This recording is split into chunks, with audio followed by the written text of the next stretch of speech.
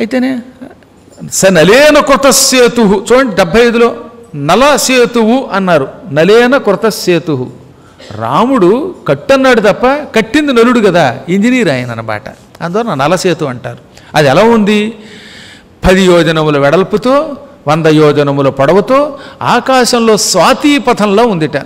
నక్షత్రాల్లో స్వాతి అని ఒక నక్షత్రం ఉంటుంది, అది మధ్య మార్గంలో ఉంటుంది. నక్షత్రములు 3 9 27.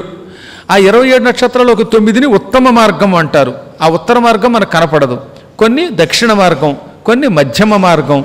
ఈ వంతెన మధ్యమ మార్గం అంటే నీటిలోకి వెళ్ళిపోలేదు, మరీ ఆకాశం అంత ఎత్తు లేదు, బాగా ఎత్తు లేకుండా నీళ్లల్లో కాకుండా నీటి పైభాగంలో కొంచెం మాత్రమే తేలుతూ ఉండడం వల్ల దాన్ని మధ్య మార్గం అంటారు. ఈ మధ్య మార్గం ఎలా ఉంది చూడడానికి? స్వాతి నక్షత్ర మార్గంలాగా ఉన్నదనమాట. ఆ నక్షత్రం తిరిగే మార్గంలా కనపడుతున్నది.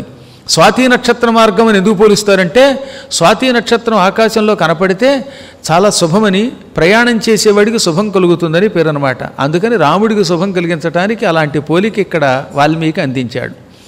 దారి పొడుగుతా వీళ్ళు ఉత్సాహంగా వెళ్ళిపోతుంటే మధ్య మధ్యలో కొంతమంది ఉంటారు కదా, మరీ అత్యుత్సాహం కలిగిన వాళ్ళు అన్నారు, ఎంతసేపున నడక, నీళ్లలో ఈత కొడితే భలే ఉంటుంది, సముద్రం బాగా ఉందని మధ్యలో ఈ బ్రిడ్జిలోంచి దానికి దూకి నీళ్లలో ఈత కొట్టడం మొదలెట్టారట. ఈత కొడుతున్నప్పుడు మొసళ్ళు కనపడితే చేతులతో పట్టుకుని విసిరి అవతల పారేశారట. ఏది పువ్వుల దండ విసిరినంత తేలిగ్గా మొసళ్ళని, తిమింగళాలని విసిరి అవతల పారేశారు. అలాంటి శక్తి ఉన్నవాళ్ళు ఈత కొట్టాలి సముద్రంలో. మీలాంటి వాళ్ళు ఈత కొడితే ప్రమాదం, మళ్ళీ నాకు పురాణం వినడానికి దొరకరు. అందుకని ఓపిక ఉన్నవాళ్ళు ఈత కొట్టారు. మరికొంతమంది ఏం చేశారు, అబ్బే నడవడం బాగాలేదని హుమ్మని ఆకాశంలో ఎగరడం మొదలెట్టారు. రాముడు ధనుర్ధారి అయి లక్ష్మణుడు సుగ్రీవుడితో కలిసి వెడుతూ ఉంటే అప్పుడు అన్నాడు, రామ మీరు నడిస్తే బాగుండదు, ఎంతైనా మీరు మాకు నాయకులు, హనుమంతుడి మీద నువ్వెక్కు. హనుమంతం త్వమారోహ అంగదంచాపి లక్ష్మణ. హనుమంతుడి భుజం మీద నీవెక్కుము రామ.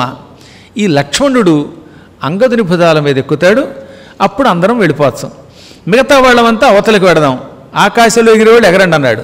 ఈలోపే విభీషణుడు తన 4 మంత్రులతో కలిసి గద పుచ్చుకుని రివ్వుని ఎగిరి దక్షిణ తీరంలో నిలబడ్డాట. ఎందుకు నిలబడ్డాడో తెలుసా?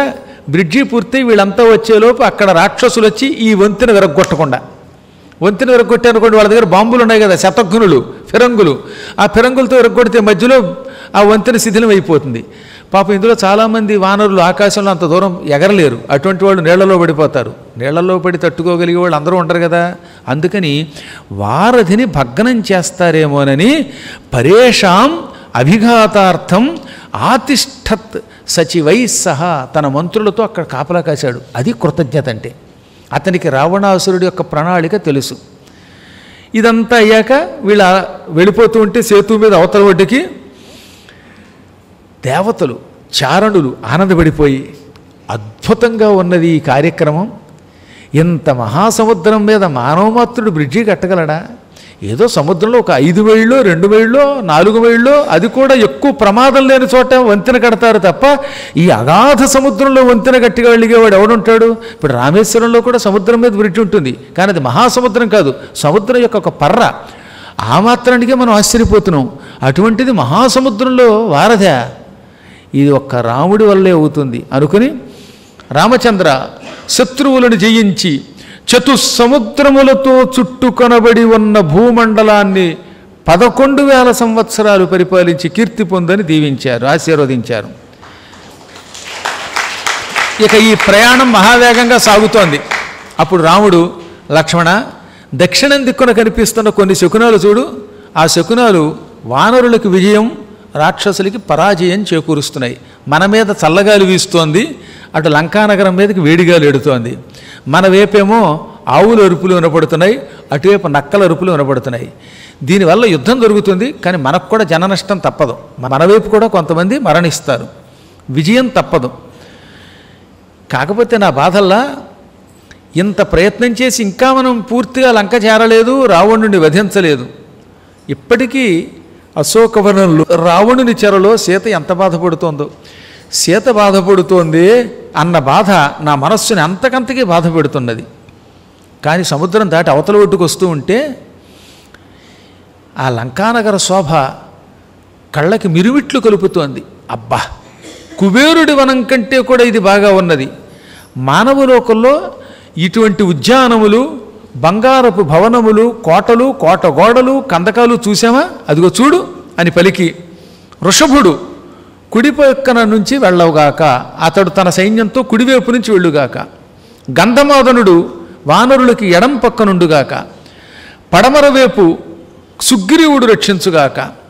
దక్షిణం వైపు జాంబవంతుడు, సుషేణుడు మొదలైన వాళ్ళు ఉందురుగాక అని పలికి సముద్ర తీరం చేరి అవతల ఒడ్డున అందరినీ నిలబెట్టాట. వీళ్ళంతా చాలా ఉత్సాహంగా వెళ్ళిపోయారులేండి. నిజానికి 100 యోజనములంటే 800 మైళ్ళు అంటే రోజులు పట్టాలి, కానీ పట్టలేదట వాళ్ళకి. బ్రిడ్జి కట్టడానికి 5 రోజులు, కానీ వీళ్ళు కేవలం 48 నిమిషములలో ఉత్సాహంగా వెళ్ళిపోయారు. పరుగు పరుగు పరుగులు వెళ్ళిపోయారు. ఆకాశంలో ఎగిరారు కొందరు, నేల మీద కొంతమంది వెళ్ళారు.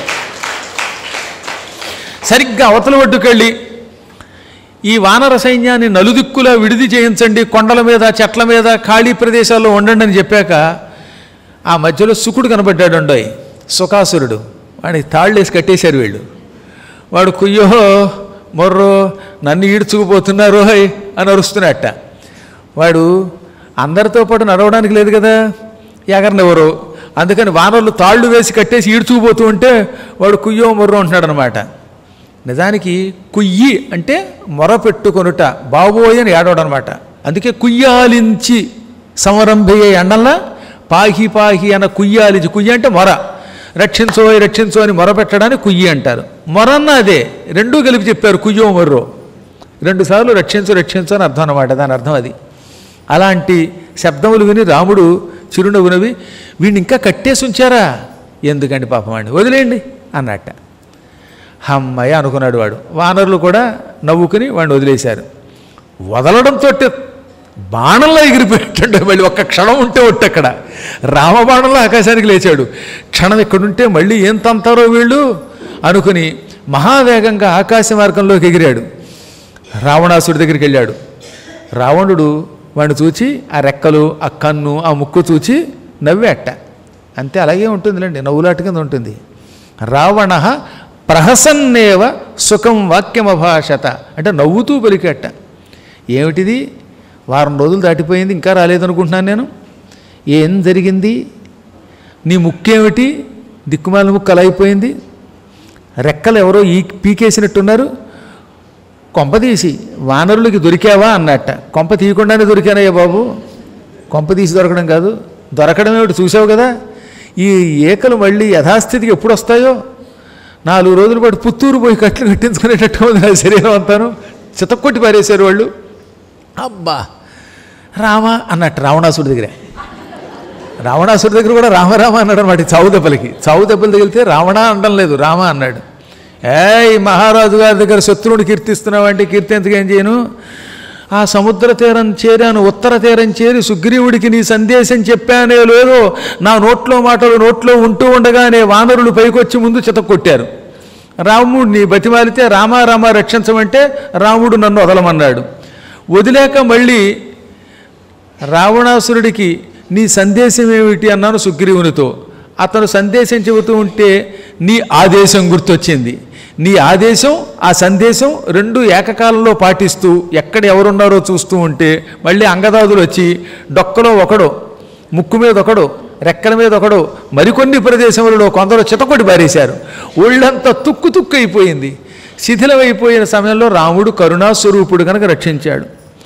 నిజంగా చెబుతున్నాను, రాముడు అంతటి కరుణాస్వరూపుడు ఉండడయ్యా. నా మాట విని సీతనిచ్చేయి అన్నాడు. అంటే వాడిక్కడ అయ్యింది జ్ఞానోదయం. నా మాట విను, అయితే నా మాట నువ్వు పూర్తిగా వినవు కాబట్టి జాగ్రత్తగా చెబుతున్నాను. పురా ప్రాకారమాయాంతి క్షిప్రం ఏకతరం కురు సీతాం నాస్మై ప్రయచ్ఛాసు సుయుద్ధం వా ప్రదీయతాం.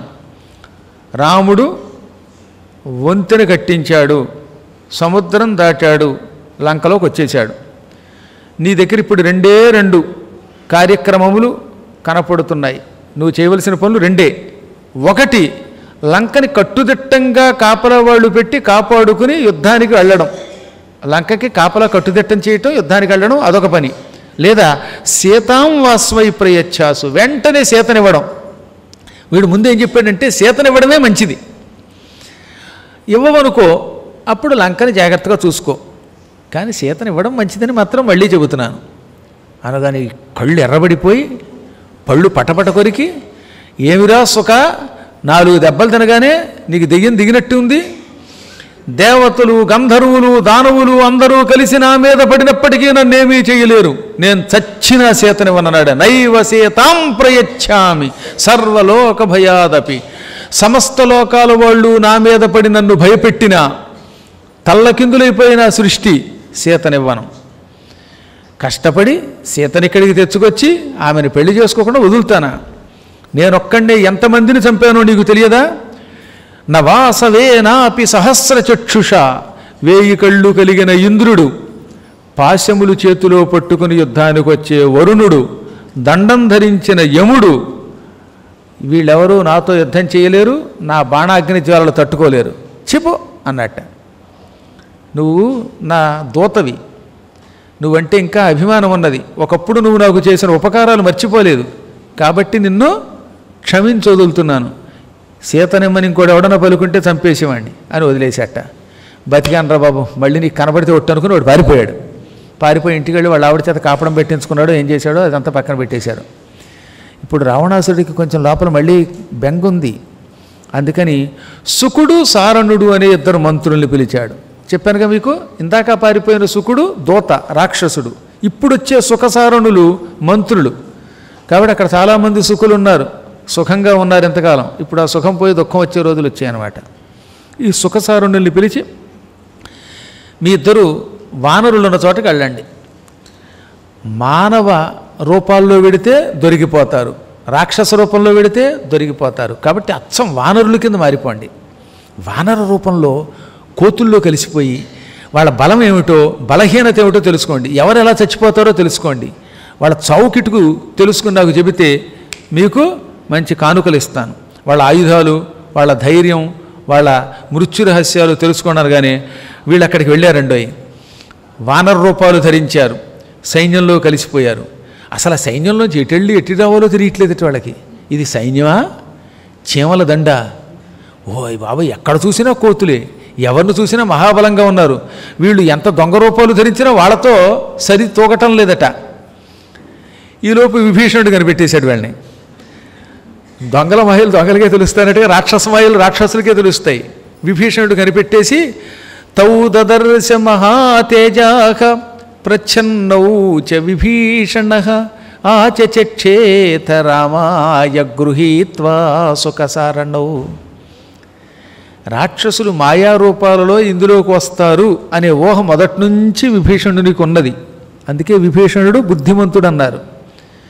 రావణుడు ఇలాంటి పిచ్చి పని చేస్తాడని తెలుసు కనుకే ఆకాశ మార్గం నుంచి వాళ్ళందరినీ పరిశీలిస్తున్నాడు. ఈ దొంగాళ్ళిద్దరూ ఇలా చూసుకోవటం, ఒకళ్ళకొకళ్ళు సైగలు చేసుకోవటం, పైగా మధ్యలో పుస్తకం తెచ్చుకుని రాసుకుంటున్నారన్నమాట, వీడిలా ఉన్నాడు వీడిలా ఉన్నాడని. వీళ్ళ వాట్సాప్లు వీళ్ళవి. అందుకని కనిపెట్టి వెంటనే విభీషణుడు టక్కన వాళ్ళ రెక్కలు వచ్చుకుని రాముడి దగ్గరికి ఈడ్చుకొచ్చి రాముడి కాళ్ళ మీద పారేశాడు. ప్రభు, ఈ 2 రాక్షసరాజైన రావణుని మంత్రులు అనగానే ఇదేంటి కోతులు కదా అన్నాడు ఆయన. అబ్బే, కోతుల్లా కనపడతారు వీళ్ళు, చొప్పనాథులు వీళ్ళు.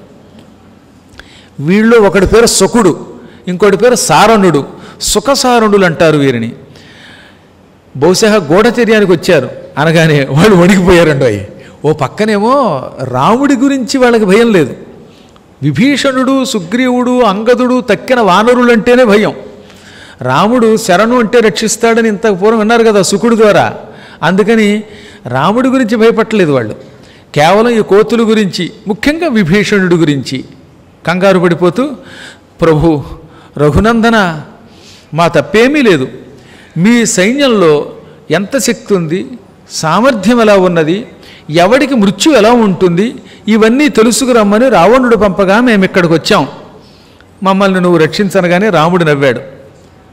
ఏమిరా సుఖసారణులారా, అందరినీ బాగా చూశారా, బలగమంతా తిరిగారా, ఇంకేదైనా చూడవలసి ఉంటే చెప్పండి, స్వేచ్ఛగా చూడండి, ఎవరక్కడ. ఈ 2 మన సైన్యాన్ని బాగా చూస్తారట, ఈ పూట బాగా చూసుకోమనండి, చూసుకున్న తర్వాత ఏమవుతుందో తర్వాత చూద్దాం.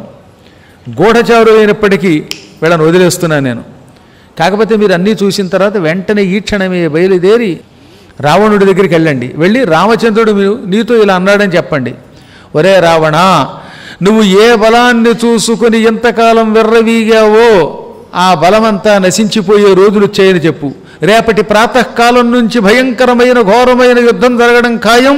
ఆ యుద్ధంలో నువ్వు సర్వనాశనం అవ్వడం ఖాయం అని రావణునికి ఈ రామచంద్రుని సందేశం అందించండి అనగానే వాళ్ళు అలాగే ఇంక సైన్యంలో చూసేది ఏం లేదండి బాబు అన్నారట. పైగా అలాగే అన్నారు, సైన్యంలో చూసేది లేదు. చూడ్డానికి వెడితే నువ్వు మంచివాడిగా చూడమంటావు, కానీ నీ అనుచరులు ఉన్నారే డొక్కల్లో 2 కిక్కులు ఇస్తున్నారు. ఈ విధంగా మేము ఇంక సైన్యంలో వెతకలేం, వెతికితే మాకు ప్రమాదం వస్తుందని పలికి వీళ్ళు ఇంకా మేము ఇక్కడ చూడమని బయలుదేరారు. అక్కడి నుంచి మహావేగంగా వెళ్ళిపోయారు. జయ జయ రామ అన్నారట రావణాసుడి దగ్గరికి వెళ్ళి. ఆయన కంగారు వచ్చింది. ఇదేమిట్రా అన్నారట. జయేతి ప్రతిహంద్యవుతావు రాఘవం ధర్మోత్సవం. దానికి రాముడికి అక్కడ జయ జయధ్వానం చేసి బయలుదేరారు కదా. ఇప్పుడు రావణాసుడి దగ్గరికి కూడా వచ్చిన తర్వాత వాళ్ళు ఒక్కది రావణమే వస్తున్నది. రావణ, ఏం చెప్పమంటావు? రాముడి కరుణ. మేము నీ ఆజ్ఞ ప్రకారంగా వానర సైన్యంలోకి వానర వేషంలో వెళ్ళాం. వెళ్ళి పరిశీలనగా చూస్తూ ఉంటే నీ తమ్ముడు విభీషణుడు మా మాయని కనిపెట్టాడు, మమ్మల్ని వానరులు సావగొట్టారు. ఆ తర్వాత విభీషణుడి ద్వారా రాముని దగ్గరికి వెళ్ళాం. రామచంద్రుడు కరుణాస్వరూపుడు, మమ్మల్ని చూడగానే జాలిపడి విడిచిపెట్టి మొత్తం సైనికులందరినీ చూసుకుని నిశ్చింతగా వెళ్ళమన్నాడు. ఆయన కరుణాస్వరూపుడు, మహావీరుడు. ఎంతెందుకు, నా మాట విని యుద్ధం మాని సీతని రామునికి ఇస్తే నువ్వు బతుకుతావు. అలం విరోధేన శమో విధీయతాం ప్రదీయతాం దాశరథాయ మైథిలి. రాముడు చెప్పిన మాటలని నీకు చెబితే నువ్వు కంగారు పడతావు, చెప్పలేం. రాముడు నీ చావు ఖాయం అన్నాడు. ఇలాంటి మాటలు నీకు చెబితే నీకు మా మీద కోపం వస్తుంది. కాబట్టి అన్నీ మేము చెప్పం, కానీ మా సలహా ఒకటి మాత్రం నువ్వు విను. వానరుల యొక్క సైన్యం గగుర్పాటుకి గురి చేస్తున్నది మమ్మల్ని.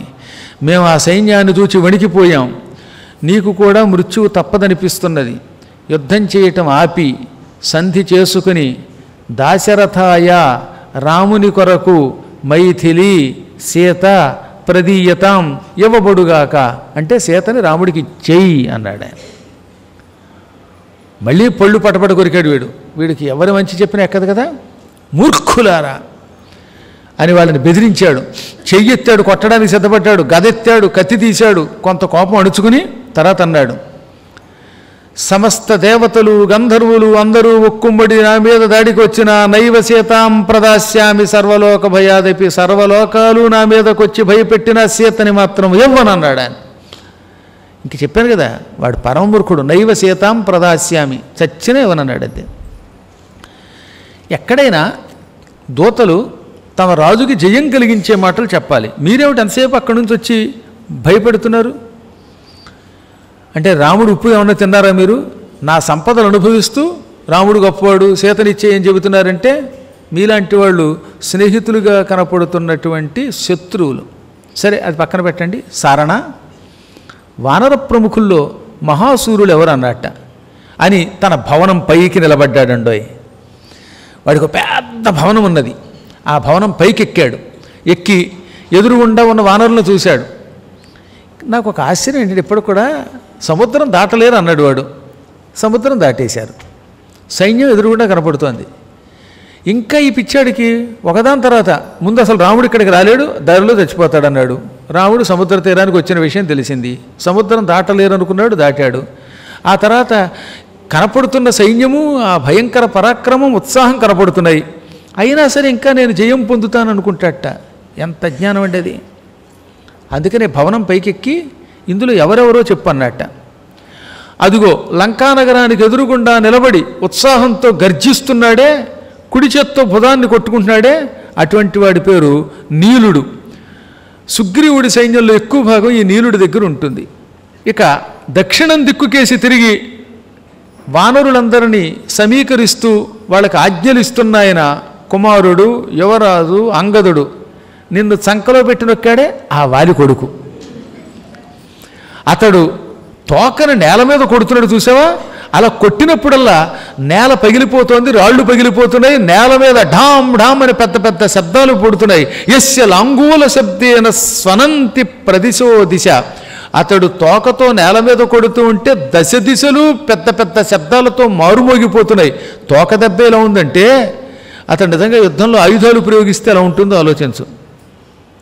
ఆ మహాత్ముడు తండ్రి అంతటివాడు, సుగ్రీవుడికి ప్రీతుడు, ఇతను బాగా పొగిడాడు. పైగా వాలి గురించి చెప్పాలి కూడా. అంత పూర్వమే వాలి చేతులు సాగు దెబ్బలు తినున్నాడు కదా. తండ్రి అంతవాడు అంతటివాడు. ఇతను తలుచుకుంటే నిన్ను కూడా సంకనేసి పట్టుకుపోతాడు. పరాక్రమం ఎప్పుడు చూపిద్దామా అని సిద్ధంగా ఉన్నాడు. సుగ్రీవుడు ఆజ్ఞాపించడమే తడవు, శత్రువులు చీల్చి చెంటాడతాడు. ఇక ఆ అంగదునికి కుడివైపు కనపడుతున్న వాడున్నాడే, ఆయన గురించి నేను నీకు చెప్పక్కర్లా.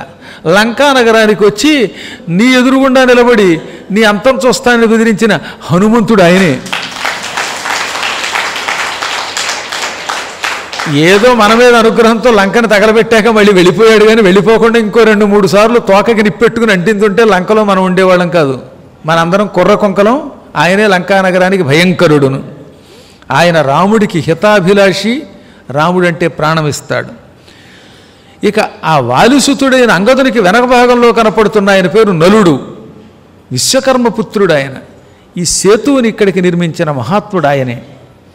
ఆ పక్కన వెండి కొండలాగా తెల్లగా ఉన్న కోతి ఒకటి ఉన్నది, శరీరం తెలుపు, ఒక్క మూతి మాత్రం ఎరుపు.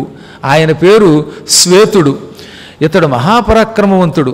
ఇతడి పని ఏంటంటే ఆయుధాలు అందించడం, ఉత్సాహంగా ఉండండి అనడం, ఎవరికైనా కష్టం వస్తే టక్కున ఆదుకోవడం. సుగ్రీవుడికి దగ్గరలో ఉన్న వానర యోధుడి పేరు కుముదుడు. అతడు సంకోచనం అనే పర్వతం దగ్గర నివసిస్తూ ఉంటాడు. ఇక సుగ్రీవుడికి కుడి పక్కన ఉన్నవాడి పేరు రంభుడు. నీలాంటి వాళ్ళ దంభం అడిచేవాడు ఆయన. వింధ్యపర్వత ప్రాంగణం నుంచి సహ్యగిరి వరకు ఉండే ప్రాంతంలో ఉన్న కోతులందరూ అతని అధీనంలో ఉంటారు. ఇక యోధాధిపతి శరభుడని కనపడుతున్నాడు. ఆయనకి చెవులు బాగా పైకుంటాయి. అతడు చీటికి మాటికి అని ఆవులిస్తూ ఉంటాడట. ఈ శరభుడికి లక్షణం ఏమిటంటే ఆవులింతలు ఎక్కువ. పని లేకపోతే ఆవులింతలు, పని ఉంటే అవతల వాడిని ఆవులిస్తాడు.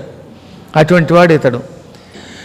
అలా ఉన్న అతడే పని వచ్చినప్పుడు విజృంభించే శరభుడు. సింహాలు 10-12 చేత్తో పుచ్చుకుని, ఈ చేత్తో 10 సింహాలు, ఈ చేత్తో 10 సింహాలు పుచ్చుకుని పటాపట ఒకదాని కొట్టుకొట్టి చంపేస్తట్టువాడు. అందుకని అతనికి శరభుడు అని పేరు. పూర్వం శరభ మృగం అని ఒక మృగం ఉండేది. సింహాలను కూడా కాళ్లతో తన్నుకుపోయి చంపేసేదిట. ఆ జాతి ఇప్పుడు అంతరించిపోయింది అనుకోండి. 8 కాళ్ళుండి రెక్కలుండే మృగం అట్టది. ఆ శరభ మృగం లాంటివాడు అతడు. ఇదో వినతుడు అని మరొక ఆయన ఉన్నాడు, నీకు ఎదురుగుండా కనపడుతున్న ఎర్రమూతివాడు. అతడు నిరంతరం సముద్రాన్ని కూడా ఎండగట్టేస్తాడు. సముద్రంలో రాళ్ళేసి పడగొడుతూ ఉంటాడు. మరొకడున్నాడు, ఆ శరభుడికి ఈ పక్కనున్నటువంటి వినతునికి మధ్యలో ఉన్నాడు. అతనికి క్రోధనుడు అని పేరు. వాడికి నిజంగా పేరుకు తగ్గట్టే కోపం ఎక్కువ. చేతి గోళ్లతో గిల్లేస్తాడు వాడు. ఎటువంటి వాళ్ళ తలలైన గోళ్లతో నరికి అవతల పారేస్తాట. కత్తెక్కర్లేదా అతనికి, శిరస్సులు ఖండించడానికి గోళ్ళే చాలు. ఇక ఈ పక్కనున్నాడు హరుడు, అతని పేరు. ఒకేసారి 10,000 మందితో యుద్ధం చేసి చంపగలడు అతడు. మరొక ఆయతనున్నాడు, అతడి పేరు ధూమ్రుడు, భల్లూకాలకు అధిపతి. ఇతడు చాలా పెద్దవాడు అందరిలోకి. ఆ ధూమ్రుడి పక్కనున్న ఆయన పేరు జాంబవంతుడు. ఆయన ధూమ్రుడికి తమ్ముడు, భల్లూకాల్లో అన్నగారికి తగిన తమ్ముడు, మహావీరుడు, బుద్ధిమంతుడు, ముసలాళ్ళ కనపడతాడు. కానీ ఒకప్పుడు ఆయన వామనావతారం ఎత్తినప్పుడు విష్ణువు చుట్టూ 3 సార్లు ప్రదక్షిణ చేశాడు. అంతటి వీరుడు ఆయన. దేవాసుర యుద్ధంలో ఇంద్రుడికి సాయం చేశాడు. అతని సంగతి నీకు తెలుసు. ఇదిగో మరొక వానరుడు ఉన్నాడు, అతని పేరు దంభుడు. ఆ పక్కనున్నవాడు సన్నాదనుడు. ఇతడు వానరులకు కూడా పితామహుడు. ఈ వానర యోధుడు క్రథనుడని మరొకడున్నాడు. అతడు ఒకేసారి 10-12 చెట్లు చేత్తో పట్టుకుని పీక అవతల పారేస్తాట. అతనికి పక్కనున్న ఆయన పేరు ప్రమాధి. ఇతడు గంగా తీరంలో ఉంటాడు. ఇతనికి కూడా మహాసైన్యం ఉన్నది. ఇక ఆ పక్కనున్నాయే అవన్నీ కొండముచ్చులు, నల్లని మూతులతో ఉంటాయి. ఈ కొండముచ్చులకి గోలాంగోలములకు నాయకుడు గవాక్షుడు. ఆ గవాక్షుడు ఒకేసారి కొండని పెకలించి ఇంకో కొండ మీదకి వేసి రెండో కొండను కూడా పగలగొడతాడు. ఇంకా అతనికి ఎడం వైపునున్న ఆయన పేరు కేసరి. గంధమాదన పర్వతం మీద శంబసాధనుడిని రాక్షసుడిని సంహరించాడు మన ఆంజనేయ స్వామి వారికి. ఆయన తండ్రి కూడానయ్యో. ఇలా ఒకళ్ళని మించి ఒకళ్ళు వీళ్ళంతా గదుడు, గవాక్షుడు, గవయుడు, నీలుడు, శతవలి ఇత్యాది వీరులంతా చుట్టూ ఉన్నారు. వీళ్ళంతా రాముడి పక్షంలో ఉంటారు. సుగ్రీవుడి సచివులు మామూలు వాళ్ళు కాదు. వీళ్ళందరినీ ఒక పక్కన పెడితే నాకు ఆంజనేయుడు చూసినప్పుడల్లా హడలే. ఆయన చిన్నప్పుడే ఆకాశ మార్గానికి ఎగిరాడు. భాస్కర ఉదయనవు గిరవు, సూర్యుడు ఉదయిస్తున్నప్పుడు ఉదయ పర్వతం మీదకి ఎగిరాడు. అప్పుడు ఇంద్రుడు వజ్రంతో కొడితే కొండ మీద పడిపోయాట. అప్పుడు ఎడమ దవడ కొంచెం పగిలింది. కించిత్ భిన్నా దృఢహనోహో హనుమానేష తేనవై. ఆకాశం నుంచి వజ్రం దెబ్బతిని కొండ మీద పడ్డం వల్ల ఎడమ వైపునున్న దవడ కొంచెం పగిలింది. అదిగో అప్పటి నుంచి ఇతన్ని హనుమాన్ అన్నారు. హనువు అంటే దవడ పగలడం వల్ల, దవడ కొంచెం వికారంగా ఉండడం వల్ల ఇప్పటికి కూడా హనుమంతుడు కనపడితే ఇక్కడ ఈ మచ్చ కనపడుతున్నటువంటి ఎడం వైపున అలా కనపడితేనే హనుమంతుడు. నాకు కల వచ్చిందండి, కల్లో ఆంజనేయుడు కనపడ్డాడంటే ఎడం వైపు చూడండి, అక్కడ కొంచెం పగిలినటువంటి గుర్తు కనపడాలట మనకి. కనపడితే ఆయన ఆంజనేయుడు, లేకపోతే ఇంకెవరో, లేకపోతే ఏ వేషం వేసినవాడో. అందువల్ల మనకి హనుమంతుడు కనపడితే గ్యారంటీగా అలా ఉంటుందని పురాణాలు చెప్పాయి. ఆయనే హనుమంతుడు.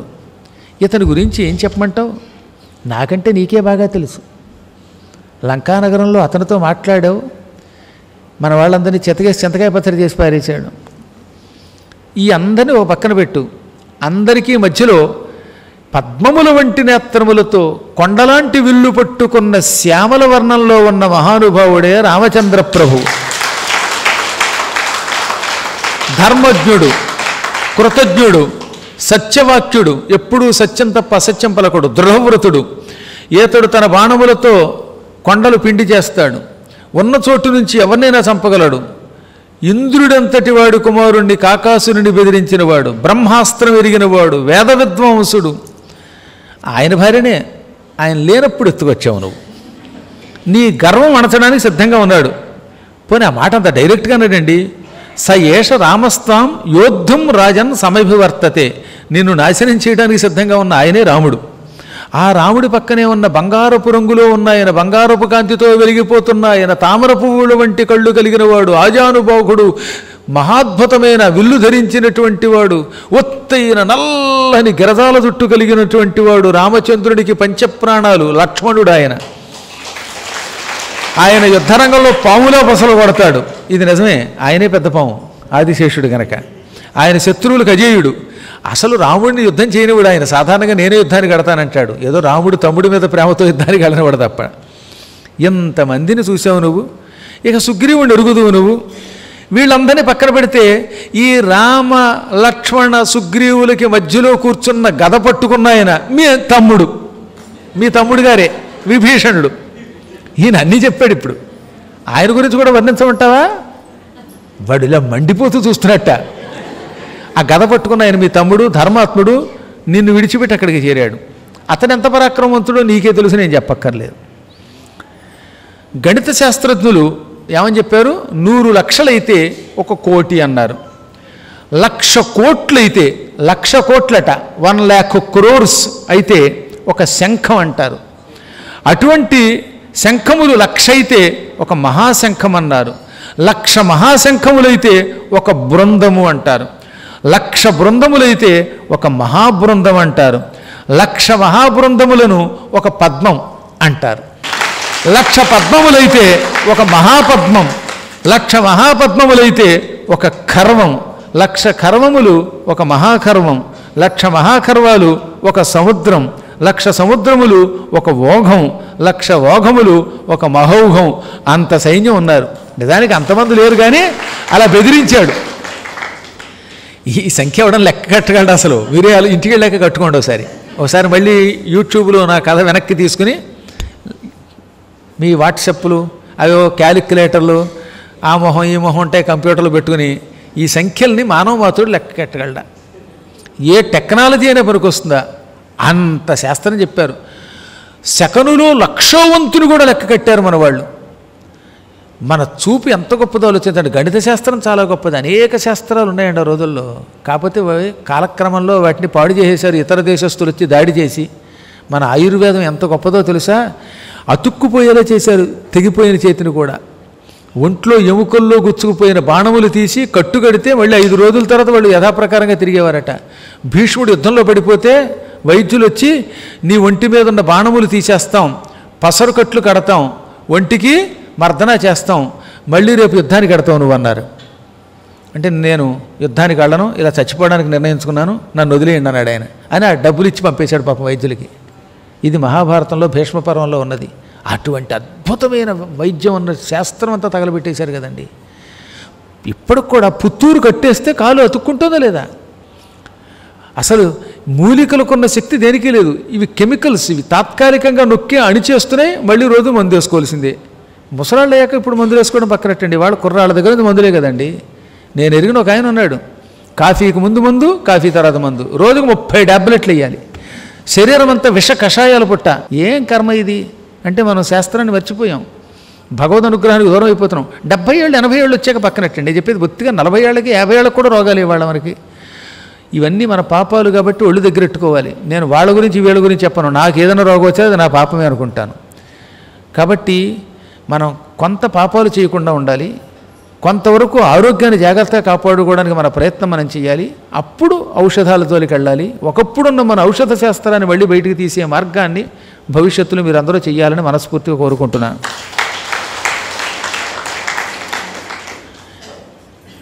ఇవన్నీ చెప్పగానే ఒక్క క్షణకాలం తాను కంగారు పడ్డాడు. కంగారేం పడకపోవడం లేదు. అందుకే చెప్పారు కించిద్ ఆవిఘ్న హృదయ అంటే వాడి హృదయం ఆందోళన పొందింది. ఆందోళన పొందినా అది బయట కనబడకుండా శత్రువుల్ని పొగుడుతారా అని మళ్ళీ సుఖసారుణ్ణి తిట్టాడు. వీడితో వచ్చిన సమస్య ఇదండి. ఎవరెవరో చెప్పు, వాళ్ళ బలం ఏమిటో చెప్పు అంటాడు, చెబితే కోపగిస్తాడు. ఎలాగా? ఒక వ్యక్తిని నమ్మాలి, చెప్పినట్టుగా చెయ్యాలి, బలం ఎంత చెప్పు అంటాడు, తీరా చెబితేనేమో కోపగిస్తాడు. సుఖసారుణులారా, రాజు అంటే ఎవరు? ఆగ్రహానుగ్రహ సమర్థుడు. అతని దయతో మీరంతా జీవిస్తున్నారు, అటువంటిది మీరు శత్రువుల్ని పొగుడుతున్నారు, నన్ను భయపెడుతున్నారు. మీలాంటి మూర్ఖుల్ని మంత్రులుగా పెట్టుకుని నేను పరిపాలన చేస్తున్నానంటే అది నా గొప్పతనం, నా కర్మ. మీరు కాబట్టి సరిపోయింది. పాపాత్ములారా, హతావేవ కృతజ్ఞుతో మై స్నేహ పరాంగుఖౌ, మీరు కృతజ్ఞులు. ఈ రోజు నుంచి నా అనుగ్రహం కోల్పోయారు. మీరు బతికినా చచ్చిన వాళ్ళతో సమానం అన్నాడండి ఆయన. కాకపోతే ఒకప్పుడు మీరు నాకు ఎంతో సేవ చేశారు కనుక నేను మిమ్మల్ని చంపకుండా వదులుతున్నాను అనగానే సిగ్గుపడిపోయారు వాళ్ళు. చెప్పమన్నాడని చెబితే మనల్ని చంపుతానంటాడేమిట్రా అని పలికి, రావణ నీకు జయం అని ఏడుపు గొంతుతోనే వెళ్ళిపోయారు. అది కూడా ఏడుస్తును, రావణం జయశబ్దేన. అక్కడ ఉన్నది కవిత్వం అంటే. సిగ్గుపడుతూ కంఠం గద్గదం అయిపోతూ ఉండగా తప్పదు కాబట్టి రావణుడికి జయం బలి వెళ్ళిపోయారట. ఇప్పుడు రావణుడు మళ్ళీ చారుల్ని పిలిచాడు. ఎంత మూర్ఖుడో ఒక్కసారి మళ్ళీ చూడండి. ఇంత పూర్వం సుఖసారుణ్ణి పంపాడా? చచ్చినంత పని ఇది వాళ్ళకి. వాళ్ళు వచ్చారు, తాను భవనం మీద నిలబడ్డాడు, వీరుల్ని చూశాడు, వాళ్ళ వీరత్వం గురించి వీళ్ళు పొగిడితే మళ్ళీ చారుణ్ణుల్ని పిలిచి, మరే కొంతమంది చారుల్లారా, మీరు వానర వేషాలు వేసుకుని రాక్షసులు వేషం విడిచిపెట్టి ఆ వానరుల్లో కలిసిపోండి. రాముడు సైనికులకు కొంచెం దూరంగా పడుకుంటాడేమో బహుశా, అది చూడండి, అనువు కనిపెట్టండి. మీరు వెళ్ళే సమయానికి రాముడి చుట్టూ ఎవరున్నారో తెలుసుకోండి, రాముని బలం ఏమిటో తెలుసుకోండి, ఒక్కడే ఉంటాడా లేక అందరితో కలిసి ఉంటున్నాడో తెలుసుకోండి. ఎక్కడైనా అవకాశం ఉండి ఆయన ఒంటరిగా పడుకుంటే కత్తితో పొడి చంపేసి వచ్చేయండి. అందరితో కలిసి ఉంటే ఆ అందరూ ఎవరో తెలుసుకోండి, బలం తెలుసుకోండి అని పలికట్ట. అప్పుడు శార్దూలుడు మొదలైన వాళ్ళు, ఈ శార్దూలుడు అంటే ఇందాకటి శార్దూలుడు కాళ్ళండి, చావు దెబ్బలు తిన్న శార్దూలుడు కాకుండా వీడి ఇంకో శార్దూలం, వీడికి కూడా 4 దూలం దెబ్బలు తగులుతాయి. అలాంటి వాడు కొంతమంది చారణులతో వెళ్ళి వానర వేషం వేసుకుని సుగ్రీవుణ్ణి విభీషణుణ్ణి అందరినీ చూస్తూ ఉండగా హఠాత్తుగా విభీషణుడికి అంటపడ్డాడు. మళ్ళీ వాళ్ళు విభీషణుడు వాళ్ళని మందలించి, ఒరే మీకు బుద్ధి ఉందా? ఎంతకు పూర్వమే కదరా మీ వాళ్ళు ఇద్దరు వచ్చారు, మారువేషంలో వస్తే రామచంద్రుడు దయతో వదిలేడు, మళ్ళీ వచ్చారు మీరు అని పలికి రాముడి దగ్గరికి తీసుకెళ్ళండి అన్నట్ట. ఈలోపు రాముడి దగ్గరికి తీసుకెళ్లేలోపు వానరులకు మండిపోయింది. మారు వేషాలు వేసుకుంటూ చీటికి వాటికి ఇక్కడికి రావడం, దూతల్ని చంపకూడదండం, ఇదో నాటకం అయిపోయింది ఇట్రా మీకు అని కొంతమంది వేళ్ళు వరకు కొట్టేశారు, కొంతమంది ముక్కుల మీద కొట్టారు, చెవులు పీకేశారు, గిల్లారు, రెక్కారు, కొంతమంది కొరికేశారు. వాళ్ళు ఒళ్ళంతా చిన్నాభిన్నమైపోయింది, నెత్తురు గారిపోయింది. ఒక్క కోతి చెవులు కొరికితే ఏమవుతుందండి బాబోయ్.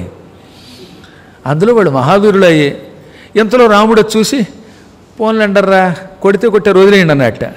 దాంతో వాడు సగం స్పృహ కోల్పోయి ఏడుపు మొహాలతో రావణుడి దగ్గరకు వచ్చి, రావణ, ఇంక జీవితంలో మేము ఏ దూతగా ఎవరి దగ్గరికి వెళ్ళలేము అన్నారట ఏడుపు మొహంతో. ఇన్ని దెబ్బలు తిని ఇంక మేము దూతకృత్యం చెయ్యం అని వాళ్ళు చెబితే ఈ మూర్ఖుడు అంటాడు, శార్దూలా ఏం జరిగింది, నీ ముఖంలాగా తరిగిపోయిందేమిటి, నీ చెవులు ఎవరో కొరికినట్టుగా, ఏదో వంటింట్లో కత్తి పెట్టి దొండకాయ తరిగినట్టుగా నీ చెవులు ఎవరో తరిగేశారు. చెవులు కూడా బజ్జీ వేయడానికి ఎవరన్నా తరిగేశారా, బంగాళాదుంప బజ్జీలు తరిగినట్టుగా. నీ ముఖకాంతి తగ్గిపోయింది, శత్రువులకు చిక్కావా అన్నట్ట. రావణ, ఇప్పటిదాకా నేను చెప్పింది ఏమిటి, శత్రువులకు చిక్కావా అని అడుగుతావేమిట్రా నీ మొహం తగలయ్యా అని లోపల అనుకుని, చిక్కడం ఏమిటండి బాబు, ఏదో ప్రాణాలు చిక్కబట్టుకుని వచ్చాం మేము అన్నట్టు ఆయన. విభీషణుని అనుచరులు మమ్మల్ని కనిపెట్టారు. మేము అక్కడికి వెళ్ళి పరిశీలిస్తూ ఉంటే విభీషణుని అనుచరులు మమ్మల్ని పట్టుకున్నారు. వానరులు మీద పడ్డారు, రావణ దూతలు, రావణ గూఢచారులంటూ మీద పడ్డారు. నా ఒళ్ళంతా గిల్లేశారు, ఈ పక్క వాళ్ళని కూడా గిల్లేశారు, కొరికారు, రెక్కారు, కొట్టారు, ముట్టారు, అవరికి నెట్టారు. చివరికి రామా రక్షించమన్నాం మేము. రాముడు వదిలేయండి అంటే ఇలా బయటకు వచ్చాం మేము. ఆ స్వామి అంత కరుణాస్వరూపుడు. గరుడ వ్యూహం పన్ని ఇటు తరలి వస్తున్నాడు. ఆ గరుడ వ్యూహం పన్ని గరుడాకారంలో సైనికుల్ని నడుపుకుంటూ వస్తున్న రాముడే కనుక నన్ను కరుణించమనకపోతే నేను మరణించేవాణ్ణి. నా మాట విను, ఎందుకైనా మంచిది, సీతనిచ్చేయి, సీతనిచ్చేయి. సీతాం వాస్వై ప్రయచ్ఛాసు సుయుద్ధం వా ప్రదీయతాం. సీతని వెంటనే ఇవ్వడం మంచిది, లేదా యుద్ధం చేయటం మంచిది. యుద్ధం చేయటం అన్న చోటకు వచ్చేసరికి నొక్కుపోయింది గొంతుకు. సీతనిచ్చేయటం మంచిది అన్నాడు, యుద్ధం చేయటం రెండవ పని అన్నాడు ఏడుపు గొంతుకుతో. లోపల లోపల యుద్ధం అనే పేరు ఎత్తితేనే వీడికి భయం వేస్తోంది. నిజంగా వీళ్ళంతా వీరులు కదండి. ఒకప్పుడు ఇంద్రుడితో యుద్ధం చేసినప్పుడు వీళ్ళంతా కూడా ఉన్నారు, దిక్పాలకులతో యుద్ధం చేశారు. ఇంత భయం ఎప్పుడూ కలగలేదు వాళ్ళకి. అందుకే ఇలా అంటూ ఉంటే శార్దూలుడి యొక్క మాటలు విని, ఛీ దుర్మార్గుడా, మళ్ళీ శత్రువులను పొగుడుతావు, నైవ సీతాం ప్రదాస్యామి, ఇదే మళ్ళీ వాడి మాట. యథాతథంగా ఈ మాట ఎన్నిసార్లు వాడాడు, నేను సీతనివ్వను అని పలికి, అవును వానరులందరినీ బాగా చూసావు కదా, అందులో గట్టివాళ్ళు ఎవరు అన్నట్ట. మహాత్మా, అందులో గట్టివాడు కానివాడు ఎవడని అడుగు. అందరూ గట్టివాళ్లే, అందులో పొట్టివాడు చిట్టివాడు లేడు, అందరూ గట్టివాళ్లే. అంగదుడు ఇంద్రుడికి మనుమడు, ఇంద్రుడి కొడుకు వాలి యొక్క కొడుకు ఆయన. మైందుడు ద్వివిధుడు అశ్విని దేవతల పుత్రులు, గజ గవాక్ష గవయ గర్భ గంధమాదనుడు యమధర్మరాజు గారు కుమారులు వాళ్ళు ఐదుగురు కూడా. ఎవరు? గజుడు, గవాక్షుడు, గవయుడు, శరభుడు, గంధమాదనుడు అనే ఐదుగురు యముడి పుత్రులు. ఇక ఇది కాక సుగ్రీవుడు స్వయంగా సూర్యపుత్రుడు. మహావీరులు ఎంతోమంది అక్కడున్నారు. వాళ్ళ గురించి చెబుతూ ఉంటేనే నాకేదో తెలియని భయం కలుగుతున్నది, దుఃఖం కలుగుతున్నది, కంగారు వస్తున్నది. ఇంతకు మించి నేనేం చెప్పలేను అని వెళ్ళిపోయాట. శ్రీరామచంద్ర ప్రభు అక్కడ వానరులందరినీ ఆజ్ఞాపిస్తూ ఉంటే, ఇక్కడేమో చారణులు మొదలైనటువంటి వాళ్ళు భయపడుతూ ఉంటే, రావణాసురుడు కొంచెం భీతి చెంది యుద్ధం చేయడు, సీతని ఇవ్వడు. దీనికి ఏదో ఒక మార్గం చేయాలనుకున్నట్ట. సీతని ఏదో రకంగా ముందు వలలో వేసుకుని ఆమెను కనుక నా భార్యని చేసుకుంటే ఈ యుద్ధం ఇక్కడితో ఆగిపోతుంది అనిపించింది వాడికి. వెంటనే విద్యుజ్జిఫుడు అనేవాడిని పిలిచాడు. ఓరి విద్యుజ్జఫా, నువ్వు మాయావివి, నీ మాయలతో కపట సీతని తయారు చేయి అనగా, ఇప్పుడు కపట సీతతో పని ఏమిటండి, సీతని రాముడి దగ్గరికి పట్టుకెళ్ళినా రాముడు నమ్మడు కదా అన్నట్టు వాడు కొంచెం తెలివైనవాడు. అవును రో నిజమే ఇది, అయితే ఓ పని చేద్దాం, సీత దగ్గరికి వెడదాం అశోకవనానికి. అక్కడికి వెళ్ళి రాముడి తల, రాముడికి సంబంధించిన ఒక ధనుస్సు లాంటి ధనుస్సు, ఇటువంటివి పట్టుకొచ్చామనుకో అప్పుడు సీత మనల్ని చూసి మోసపోతుంది. రాముడైతే మోసపోడు కానీ సీత మోసపోతుంది. ఆ పని చేయమనగానే వెంటనే వాడు అలాగే అచ్చం రాముడి తల వంటి ఒక తల తయారు చేశాడండి, కృత్రిమమైన తల. తన మాయతో రాముడి ధనుస్సు వంటి ధనుస్సు కొన్ని బాణాలు తయారు చేశాడు. ఇప్పుడు రావణాసుడు ఈ విద్యుజ్జుఫుడిని వెంట పెట్టుకుని అశోకవనానికి వెళ్ళాడు. సీత, నేను నిన్ను ఎన్నిసార్లు బతిమాలాను, నా భార్యవి కావాలని కోరానా? నా మాట వినలేదు. నా భర్త వస్తాడు, నిన్ను చంపుతాడు అని బెదిరించావు. ఏమైంది? నీ భర్త రానే వచ్చాడు. రాముడు లంకా నగరానికి సముద్రం మీద వంతెన కట్టుకుని వచ్చాడు, గాఢంగా నిద్రపోతున్నాడు. వానరులంతా గాఢంగా నిద్రపోతున్నప్పుడు రాముడు నిద్రపోతూ ఉంటే నా శార్దూలుడు మొదలైన గూఢచారులను పంపాను. వీళ్ళు వెళ్ళారు. నిద్రట్లో ఉన్నప్పుడు రాముడిని లక్ష్మణుడిని తల నరికేశారు. మిగతా వానరుల్ని మా వాళ్ళు గదలతో కొట్టి కత్తులతో పొడిచి చంపేశారు. అందులో ప్రహస్తుడు మాత్రమే రాముడి తల నరికాడు. అందులో ప్రహస్తుడు చాలా గొప్పవాడు. అత సుప్తస్య రామస్య ప్రహస్తేన ప్రమాథిన. నా సేనాధిపతి ప్రహస్తుడు మహావీరుడు, ఒక్క కత్తి దెబ్బతో రాముడి తల నరికేశాడు. ఇదిగో చూడు, రాముడి తల తెచ్చాం, రాముడి ధనుస్సు ఇదిగో. ఇది కాక విభీషణుడినేమో బంధించేశాడు మావాడు. లక్ష్మణుడు పారిపోయాడు వానర సైన్యంతో. సుగ్రీవుడి మెడ తెగిపోయిందిట. ఏంటి? సుగ్రీవుడు తలే తెగిపోయిందిట ఏకంగా. సుగ్రీవో గ్రేనయ సీతే భగ్నయ ప్లవగాధిప. తన గ్రేవం తెగిపోయి సుగ్రీవుడు పడిపోయాడు. నిరస్త హనుకస్యేతే హనుమాన్ రాక్షసైర్హత. రాక్షసుల దెబ్బలకి హనుమంతుడు ఇంత పూర్వం ఎడమ దవడ కొంచెం పగిలిందే, ఇప్పుడు ఈ దవడ పగిలిపోయి చచ్చిపోయాడు. అబద్ధాలు అంత దారుణంగా ఆడచ్చు అనమాట. ఈ మధ్యన దిక్కుమాలది యూట్యూబ్లో పెడుతూ ఉంటారు. హఠాత్తుగా వాడు ఎవడో చచ్చిపోయాడు అన్నాం. నిజంగా ఎవడో చావడం, బతికొండగా చంపేయటం మహాపాపాలు ఇవి అనుకోండి, అదో దరిద్రం అనుకోండి. అలాగా హనుమంతుడు దవడలు పగిలి చచ్చిపోయాడు. జాంబవంతుడిని మోకాళ్ళతో పొడిచి మా రాక్షసోదులు కత్తులతో నరికేశారు. మహిందుడు, కుముదుడు, ద్వివిధుడు అందరూ చచ్చిపోయారు. ఒక్క లక్ష్మణుడు పారిపోయాడు అన్నాడండోయ్. 4 దిక్కులకి లక్ష్మణుడు పారిపోయాట ప్రవ్రాజత. ఇదిగో చూడు అని తలక్కడ వారేశాడు. నీ భర్త శిరస్సుని నీ కోసం ఆనవాలుగా తెచ్చాను, ఆయన ధనుస్సు ఇదిగో, ఆయన కత్తి ఇదిగో అని అక్కడ సీత ఎదురుగుండా పెట్టారట. అగ్రతఃకురు సీతాయా శీఘ్రం దాశరథేశ్వర. విద్యుజ్జఫ, ఈ తల నువ్వే దగ్గరుండి సీత దగ్గర పెట్టు.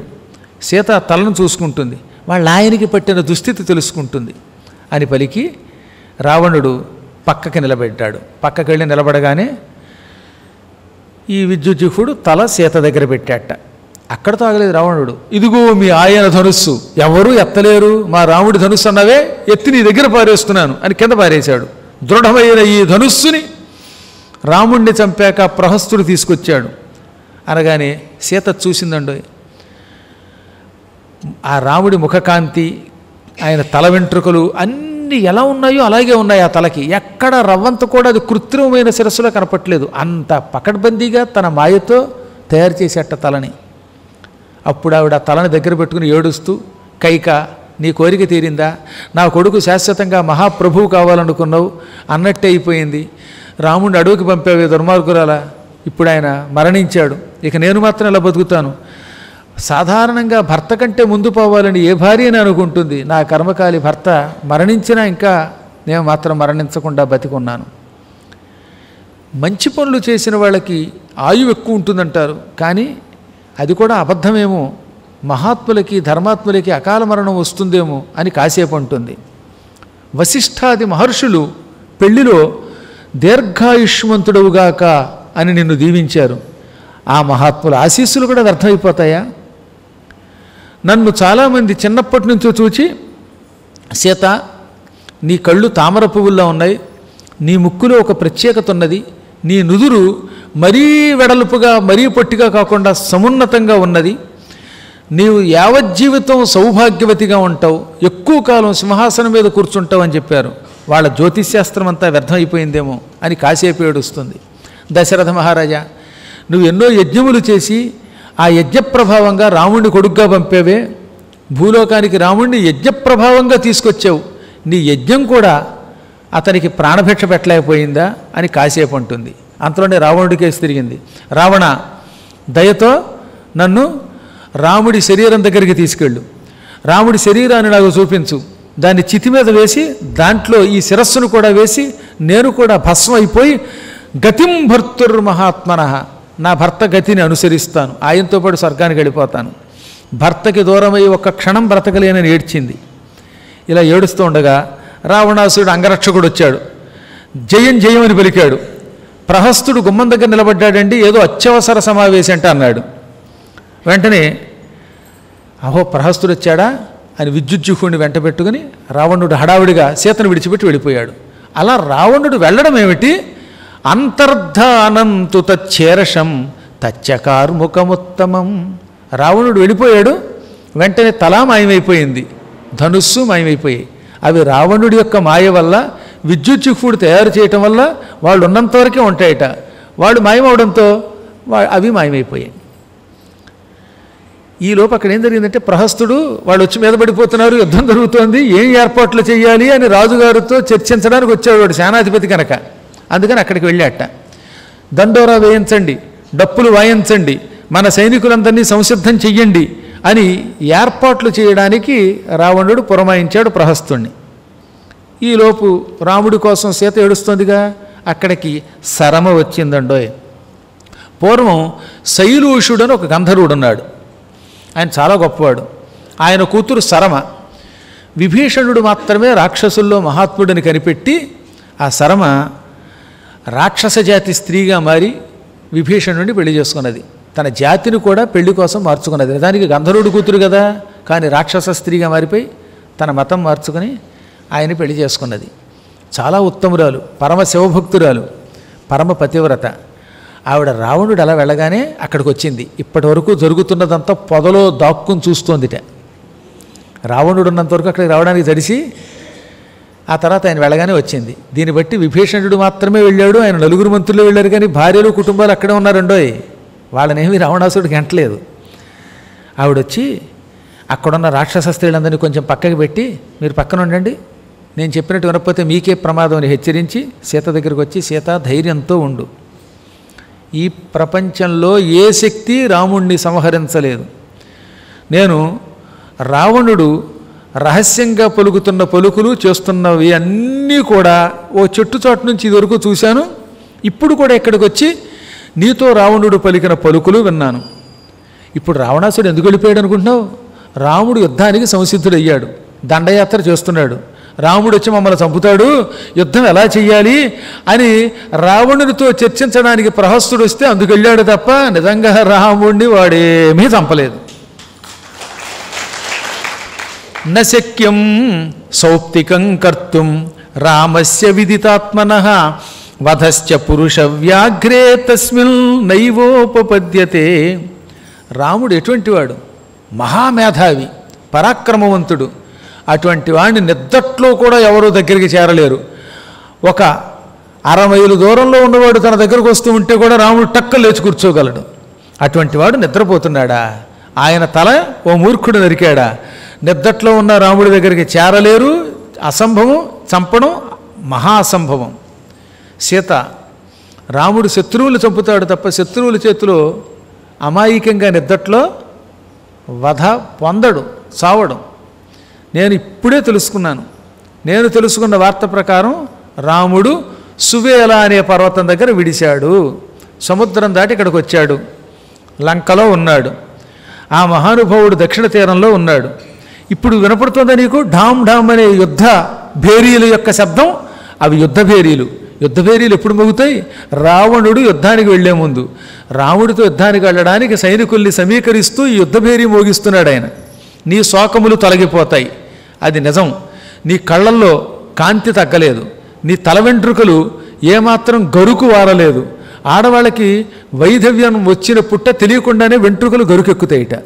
నీ భర్త బతికున్నాడు కనుకే నీ భర్త శిరస్సు వంటి కృత్రిమ శిరస్సును చూచినా నీ తల వెంట్రుకలు ఏదో ఏతాకుల్లో గట్టిగా అవ్వలేదు. అందువల్ల రాముడు మరణించడు, ఇది నిజం అని పలకగానే అమ్మ ఆనందంతో ఇప్పుడు నేను సంతోషంతో ఉన్నాను అందుట. అదే కాదు, ఇంకో విషయం చెప్తాను. నేను మారు వేషంలో ఇప్పుడు రాముడి దగ్గరికి వెడతాను. నేను ఆకాశంలో వెళ్ళగలను, ఎవరికీ కనపడకుండా వెళ్ళగలను. నన్ను వాయువు గాని గరుత్మంతుడు కూడా అనుసరించలేరు, అంత వేగంగా వెడతాను. నేను మారువేషంలో వెళ్ళినా విభీషణ పత్నిని కనుక నన్ను ఎవరు పట్టుకోరు. కాబట్టి వెళ్ళి రాముడిని చూసి వస్తాను అన్నది. సరమ, కష్టంలో సుఖం అంటారు ఇది. నీలాంటి ఉత్తమురాలు ఈ ప్రాంతంలో నాకు స్నేహితురాలుగా దొరికింది. ఇప్పటికీ అశోకవనంలో గజగజ వణిగిపోతున్నాను. పైగా ఈ దౌర్భాగ్యపు వార్త విన్నాక ఇంకా భయపడుతున్నాను. తక్షణం వెళ్ళి రాముడి క్షేమం నాకు చెప్పన్నదట. ఆ క్షణమే ఆమె మహావేగంగా బయలుదేరి వెంటనే తిరిగి వచ్చేసిందండి. నిమిషంలో మంత్రుల సంభాషణ వింది, అక్కడ రాముడు బ్రతికొండడం చూసింది. ఆ తర్వాత వచ్చి సీతను కౌగిలించుకొని, సీత నీకు శుభం అన్నదట. సీత ఎంతో ప్రేమగా ఆవిడికి తన ఆసనం ఇచ్చి కూర్చోబెట్టి ఏం జరిగిందో చెప్పమంటే, ఇప్పుడే చెబుతున్నాను విను. రాముణ్ణి చూచాను, ఠీవిగా ఉన్నాడు. లక్ష్మణుడిని చూచాను, ఇంకా ఠీవిగా ఉన్నాడు. వానరులంతా సుఖంగా ఉన్నారు. తర్వాత నేను రహస్యంగా రావణుని సమావేశం చూశాను. అవిద్ధుడు, అతనికి అవింధ్యుడని కూడా పేరు. అవింధ్యోనా మమేధావి అని ఉంటుంది కదా సీత మనకి సుందరకాండలో. అతడు ఒక వృద్ధమంత్రి. అతడు ప్రహస్తుడు మొదలైనటువంటి వాళ్ళతో రావణుడు సమావేశం ఏర్పాటు చేసుకుని ఉండగా వచ్చాడు. నేను ఆ సమావేశానికి కూడా వెళ్ళి ఇక్కడికి వస్తున్నాను. అతడు సీతను విడిచిపెట్టు, అనవసరంగా చచ్చిపోతావు అని చెప్పాడు. వైదేహి అవిద్ధేనచ మంత్రివృద్ధేన బోధిత దీయతాం అభిసత్కృత్య. మహారాజా, సీతను అలంకరించు, గౌరవంగా తీసుకెళ్ళి వినయంగా రామునికి అప్పగించు, మన లంక బాగుంటుందని చెప్పాడు. కానీ ఆ మూర్ఖుడు కోపగించాడు. ఎన్ని చెప్పినా వినిపించుకోకుండా ఇంకొకసారి ఇలాంటి సలహా ఇస్తే నిన్ను చంపేస్తానని బెదిరించాడు. వాడు మూర్ఖుడు, నిన్ను మాత్రం వదలడు. కనుక అతనికి చావు తప్పదు, వాడు చచ్చిన తర్వాత నీకు విముక్తి తప్పదు. తమ ప్రభువు చేసినటువంటి అపచారము వల్ల వానరుల యొక్క చేతిలో రాక్షసులందరూ చావబోతున్నారు అని ధైర్యం చెప్పిందిట. ఇప్పుడు సీత మళ్ళీ సంతోషంతో నిలబడింది. ఇప్పుడు ఆఖరిని కొసమెరుపు ఏముంది మళ్ళీ? నిజంగా రాముడి తల అయితే ఇక్కడ ఉండదా? కృత్రిమంగా మాయ వల్ల వచ్చిన శిరస్సు కాబట్టే ఆ శిరస్సు ధనుస్సు మాయమయ్యాయి, లేకపోతే ఆ శిరస్సు ఎక్కడే ఉండేది. ఇలా చెప్పింది, సీతని ధైర్యవంతురాల్ని చేసింది. భగవంతుడి యొక్క అనుగ్రహం ఉంటే ఎక్కడున్నా మనకి మంచి మిత్రులు దొరుకుతారు, మనల్ని అదుపులో పెడుతూ ఉంటారు. అందుకే మంచి మిత్రులు రావాలంటే దైవ కటాక్షం ఉండాలి. ఇక్కడ రావణాసురుడు మళ్ళీ సమావేశం ఏర్పాటు చేశాడు. ఆ సమావేశంలో అందరినీ పిలిచాడు.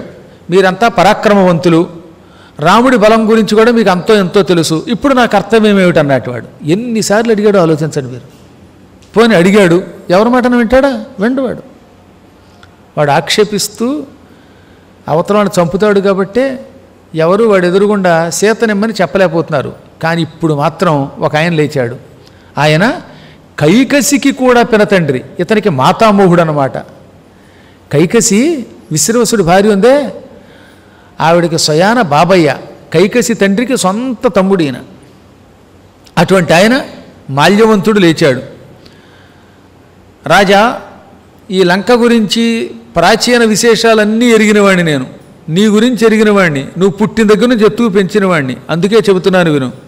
సామదాన భేద దండోపాయములను ఎరిగి వాటిని నడిపే రాజు తప్ప తక్కిన రాజులు పతనమైపోతారు. మూర్ఖులు ఎవరు చెప్పినా వినరు, వినకపోవటం ప్రమాదం అని తెలియదు. నువ్వు అలాంటి వాడివి కాకు. రాముడు అత్యంత బలశాలి, అంచేత రోచతే సంధి, సంధే మంచిది. ఇక్కడ సంధి అంటే ఏమిటి? రామునితో సంధి చేసుకోవడానికి ఇంకే ప్రయత్నం చేసినా వ్యర్థం. ఒకటే ఒక మార్గం మిగిలింది మన దగ్గర. సీతని పట్టుకు వెళ్ళి రామునికి అప్పగిస్తే అదే సంధి అయిపోతుంది. రాముడు మహాత్ముడు గనక విరోధం పెట్టుకోడు. ఆయనతో నువ్వు కూడా విరోధం పెట్టుకోకు.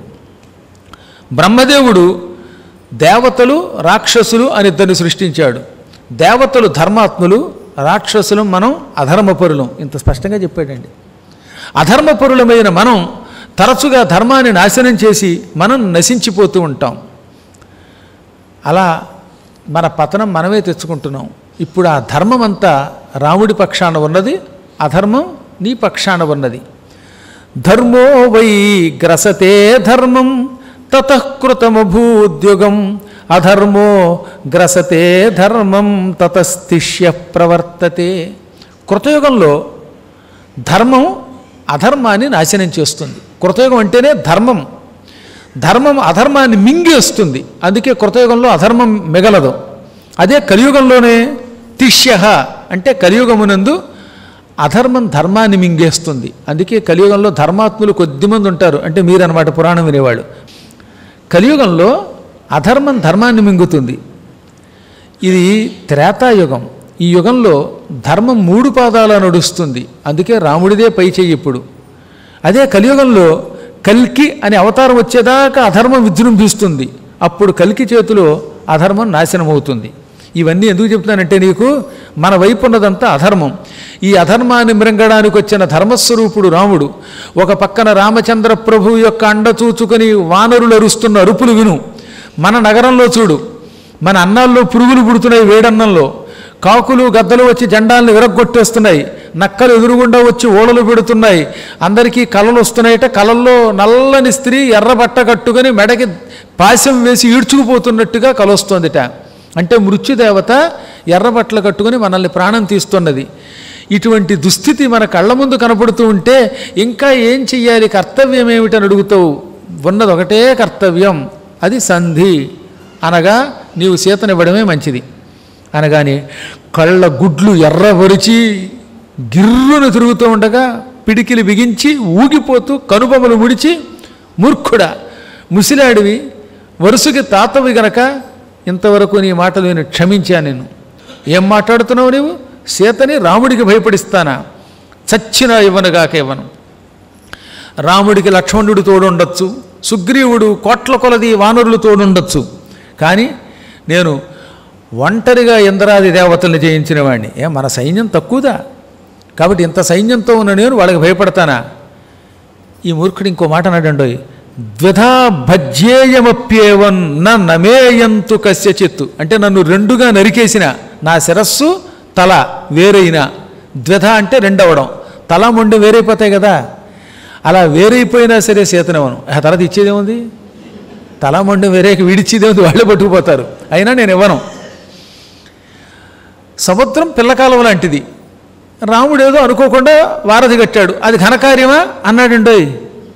12వ శ్లోకంలో ఎది తావత్ సముద్రేతు సేతుర్బొద్దో ఎదురుచ్చేయ. సముద్రం ఈ పెద్ద ఏముంది, 100 యోజనాలేగా. ఇంత పూర్వం అన్నాడు, ఇంత సముద్రం దాటి ఎవడన్నా రాగలడా అన్నాడు. ఇప్పుడు అంత సముద్రం కాదట, ఏదో చిన్నది. ఆ చిన్న సముద్రం మీద ఎదురుచ్చేయ అంటే అనుకోకుండా కాకతాళీయంగా బ్రిడ్జి కట్టాడు. అదో పెద్ద ఘనకార్యమా? అవతలవాడు ఎంత గొప్పవాడని ఒప్పుకోడు వీడు. అదేదో అదృష్టవశాత్తు కట్టేశాడు. అటువంటి రాముడికి భయపడతానా? యుద్ధం జరగవలసిందే, నువ్వు కాబట్టి బతికిపోయావు. ఎప్పుడో అందరినీ అలాగే అంటున్నాళ్ళండి. అనగా మాల్యవంతుడు చిన్నబుచ్చుకుని నీకు జయం కలుగ్గాక అని లేచిడిపోయాడు. ఇంకెందుకు అక్కడ ఉండడం? సలహా ఇస్తే వెంట కదా, అందుకని వెళ్ళిపోయాట. ఇప్పుడు పిలిచాడు రావణుడు. తూర్పు ద్వారాన్ని ప్రహస్త, నువ్వు నీ సైనికులతో కాపలాకాయి. లంకానగరానికి 4 వైపులా 4 ప్రాకారాలు, ద్వారాలు ఉంటాయిగా మొత్తం లంకకి. వాడి ఇంటికంటే దక్షిణం వైపు తలుపు ఉండదు, కానీ మొత్తం లంకానగరానికి మాత్రం 4 వైపులా ప్రాకారాలు ఉన్నాయి. ఎందుకంటే చెప్పేటప్పుడు కొంచెం జాగ్రత్తగా వినాలి. ఇంటికి మాత్రమే, వాడి సొంత ఇంటికి మాత్రమే దక్షిణం వైపు ద్వారం లేదు. కానీ మొత్తం లంక అనే కోట ఉందే, దాని చుట్టూత తూర్పు, పడమర, ఉత్తరం, దక్షిణ 4 ద్వారాలు ఉంటాయి, సింహద్వారాలు. ఆ 4 ప్రాకారాల్లో తూర్పు వైపున్న ప్రాకారం దగ్గర ప్రహస్తుడిని పెట్టాడు. మహాపారుషుడు మహోదరుడు దక్షిణం దిక్కున నిలబడ్డారు. ఇంద్రజిత్తుని మహామాయావి గనక పశ్చిమ ద్వారం దగ్గర పెట్టాడు. ఉత్తర ద్వారం దగ్గర సుఖసారణుల్ని పెట్టాడు. అప్పటికే రాముడి దూతల చేతిలో 4 దెబ్బలు తిన్నారు, అందుకని ఇంకో 2 దెబ్బలు తినచ్చు కదా అని ఉత్తరం దగ్గర పెట్టాడు. ఆ ఉత్తర ద్వారం దగ్గర నేను కూడా సుఖసారణులకి సాయంగా వస్తాను అవసరాన్ని బట్టి అన్నాడు. ఇలా పలికి పోయే కాలం వచ్చిన అతడు మన్యతే కాలచోదిత అన్నారు. అంటే ఇక మృత్యువు దగ్గరకు వచ్చి నేను ఇంకా విజయం పొందుతాను అనుకున్నట్ట. ఈలోపు రామచంద్రుడు విభీషణుణ్ణి, విభీషణ, ఈ దూరంగా అందరూ కనపడుతున్నారు, వీరు ఎవరెవరు ఏమిటో నాకు వివరించి చెప్పన్నట్ట.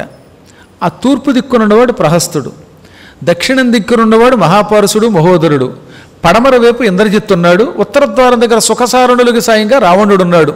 ఇది కాక ఇంకా మహావీరులు ఉన్నారు. ఈ వ్యక్తుల యొక్క బలం నువ్వు అడిగావు కాబట్టి చెబుతున్నాను. రామా, నీతో ఎవరిని పోల్చలేం, అయినా శత్రువైనా వాడి బలం చెప్పాలి కాబట్టి చెబుతున్నాను. రావణుడు ఒక్కడే కుబేరుడితో యుద్ధం చేసినప్పుడు 60 లక్షల మంది రాక్షస యోధులు అతనికి సాయం వచ్చారు. కుబేరుడితో యుద్ధం చేస్తున్నప్పుడు వీళ్ళందరినీ పక్కన పెట్టి తానే కుబేరుడిని బంధించాడు. ఈ రావణుని యొక్క 60 లక్షల మంది వీరులు కూడా రావణాసురునికి ఏమాత్రం తీసిపోరు, క్రూరులు వాడు. కాకపోతే ఎంత బలమున్నా నీ బాణముల ముందు దాగదు. ఈ రావణుడు బ్రహ్మ నుంచి వరాలు పొందాడు. దైత్య దానవాదులు అతన్ని ఎవరూ ఏమీ చెయ్యలేరు. చూచావా అని రాముడికి బలాన్ని చెప్పాడు, నీవు బలం గొప్పది అన్నాడు. అలా ఉండాలట, ఉన్నట్టుగా చెప్పాలట. రాముడు నవ్వాడు. సందేహం లేదు, వాడు ఎంతో బలవంతుడు, కానీ అధర్మం ఇంకా బలమైనది, దానివల్ల వాడు మరణిస్తున్నాడు. ఈ సువేల పర్వతం మీద ఈ పూట మనందరం రాత్రిపూట నిద్రపోదాం. చాలా విశాలంగా ఉన్నది కనుక దీని మీద ఉందాం. అందరూ కూడా జాగరూకులై నిద్రపోయేవాళ్ళు నిద్రపోతూ ఉంటే కొంతమంది కాపలా కాస్తూ, కాపలా వాళ్ళు మళ్ళీ నిద్రకి వెళ్ళినప్పుడు తక్కిన వాళ్ళు మెలకుగా ఉంటూ జాగ్రత్తగా ఉండండి. ఈ రావణుడు అధర్మం చెయ్యటం వల్ల వాడి మీద క్రోధంతో నాకు నిద్రే రావడం లేదు అని పలికి ఆ పూట సువేల పర్వతం మీద ఉన్న విశాల ప్రాంగణాల్లో పడుకున్నారు. పర్వతం పైన విశాలమైనటువంటి మైదానం ఉంది. ఆ మైదానంలో ఎవరికి కావలసిన చోట వాళ్ళు పడుకున్నారట. తెల్లవారే స్నానాలు చేసి సంధ్యావందనాలు చేసుకున్నాక వాళ్ళకి ఇప్పుడు లంకానగరం బాగా కనపడిందండో. ప్రయాణమై వచ్చాక చీకట్లో చూడటం వేరు, ఇప్పుడు పగటిపూట వెలుతురులో చూడటం వేరు. ఏమి ఉద్యానవనాలు, సరళాలు, పనస వృక్షాలు, చెంపక, శోక, పున్నాగ, సాల, తాళ, సమాకుల, అక్కడ అనేక వృక్షాలు ఉన్నాయి, ఒకటి కాదనమాట. మాతులుంగ, లవంగ, లొంగ, చోత, కేతకి, భల్లాత, కామ్రాతక, సరళ, పనస, బదరి, ఒకుళ, వంజుల, వట, కొటజ, కొంద, కొరవక, కొరంటక, కోవిదార, ఖర్జూర, నారికేళ, సింధువార, పిచుమంద, చందన, మందార, జంబు, జంబీర, మాధవి, మధుక, తాల, తక్కోల, తమాల, హింతాల, రసాల, సాల, ప్రియాళు, బెల్వ, మలక, క్రముక, కదంబ, కరవీర, కదలీక, పిత్త, కాంచన, కందరాళ, శిరీష, శింసుప, అశోక, నాగ, పున్నాగ, చంపక, శతపత్ర, మరువక, మల్లికా, మతల్లిక, ప్రముఖ, నిరంతర, వసంత, సమయ, సౌభాగ్య, సంపదంకురిత, పల్లవిత, కోరకిత, కుసుమిత, ఫలిత, లలిత, విటప, విటపి, వీరుణ్ణివహాలంకృతం. అది ఇందులో కొన్ని చెట్ల పేర్లు కూడా మనం మర్చిపోయామనుకోండి, అటువంటి వాటిని. ఇవి కాక వృక్షాహ, సింహాహ, వరాహాశ్చ 17వ శ్లోకంలో రాశారు. వరసగా ఎలుగుబంట్లు, సింహాలు, శార్దూలాలు, శరభాలు, గంధ గజాలు, గవయమృగాలు, ఇటువంటి మృగాలు తిరుగుతున్నాయి. అటువంటి వాటితో ఎత్తైన కొండలతో, ఆ కొండల మీద అన్ని బంగారపు భవనాలే, నవరత్నములు తాపడం చేయబడిన బంగారపు భవనాలు. అటువంటి భవనాలు చూచి ఆశ్చర్యపోయాడు ఆయన. సరిగ్గా ఎదురుగుండా రావణాసురుడి భవనం ఒకటి కనపడింది, దాని మీద రావణుడు కనబడ్డట. ఇక్కడ మాత్రం చాలా మంచి అద్భుతంలేండి. ఆ కథా విశేషాలన్నీ రేపటి రోజు కార్యక్రమంలో యథాప్రకారంగా ముచ్చటించుకుందాం.